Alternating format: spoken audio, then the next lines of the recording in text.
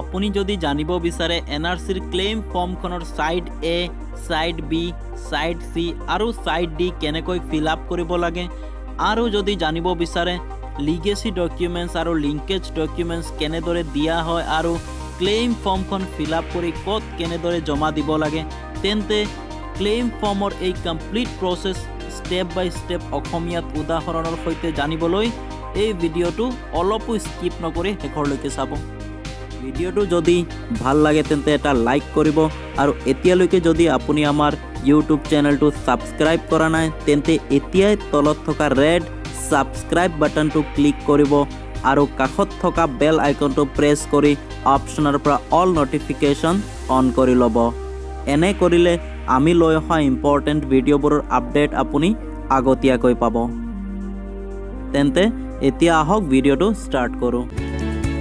এইখন হল ক্লেইম ফৰ্মখন fill up কৰোঁতে ব্লেক বল পইণ্ট পেন ইউজ কৰিব। এই স্পেচত যিটো NSK অৰ্থাৎ NRC সেৱা কেন্দ্ৰত আপুনি 2015 চনৰ আগষ্টত NRCৰ এপ্লিকেশ্যন জমা কৰিছিল সেই NSKৰ নামটো লিখিব আৰু আপোনাৰ NRC application ৰিচিটত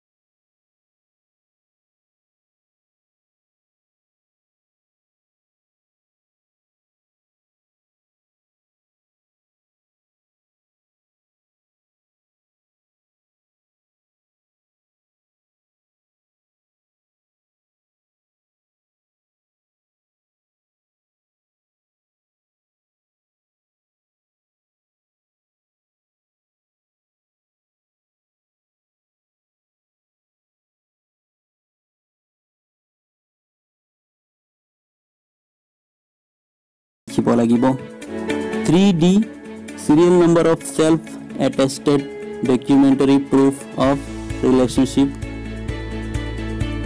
from list B। ইয়াত লিগেসি ব্যক্তিজনৰ লগত লিংকেজ মিলাবলৈ লিষ্ট বিৰ পৰা যিখন ডকুমেন্ট ব্যৱহাৰ কৰা হৈছে সেই ডকুমেন্টৰ সিৰিয়েল নাম্বাৰ লিখিব লাগিব আৰু ডকুমেন্টখন সেলফ এটেস্টেড কৰি জমা দিব লাগিব। এনেদৰে বাকি মেম্বাৰৰ ডিটেইলছখিনি লিখি যাব।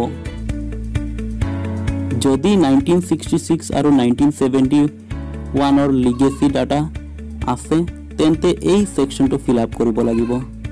ঠিক আগৰ দৰে for a name of legacy person with whom linkage claimed 4-bit 1966 বা 1971 11 digit legacy data code 4-seat relationship with the legacy person 4-digit legacy ব্যক্তিজনৰ লগত লিংকেজ মিলাবলৈ লিষ্ট বিৰ পৰা যিখন ডকুমেন্ট ব্যৱহাৰ কৰা হৈছে সেই ডকুমেন্টৰ সিৰিয়েল নাম্বাৰ লিখি ব্যৱহাৰ কৰিব পাৰিব আৰু কেইখন এডিশনাল শীট ব্যৱহাৰ কৰিছে এই সেকশনটোত লিখিব লাগিব।